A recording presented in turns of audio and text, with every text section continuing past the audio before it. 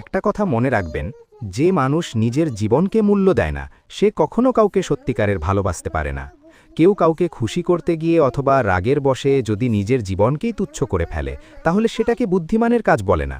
যুদ্ধের ময়দানে যে হেরে যায় তাকে কেউ বিজয়ী বলে না। নিজের জীবনকে নষ্ট করে দেওয়ার মানে কোনো সমাধান নয়।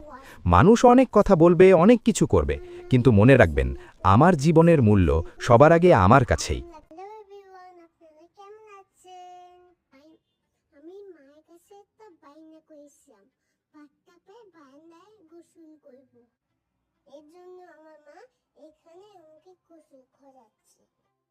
আপনারাও দেখবেন আমার মা আমাকে কিভাবে গোসল করাচ্ছে। লিখতেছে, আমি অনেক মজা পাচ্ছি। আমার মা কি আরাম, আমার মামাকে মাসাজ করে বাস। এটা দিয়ে আমার মা আমাকে মুখে অনেক সুন্দর করে ফেস ওয়াশ করে দিচ্ছে। কত আরাম, কত আরাম, কি মজা। আমার না পানি অনেক ভালো লাগে, পানির মধ্যে বাবল গুলা দেখতে অনেক ভালো লাগে। মাকে বলছিলাম আমাকে একটু পরে মেসেজ করতে হতো। আমার মা আমাকে কি সুন্দর করে গোসলটা করিয়ে দিচ্ছে। আমার মা যতক্ষণ আমাকে পানিতে রাখে আমি দোয়া করি পানিতে যেন আমাকে অনেকক্ষণ থাকতে দেয়।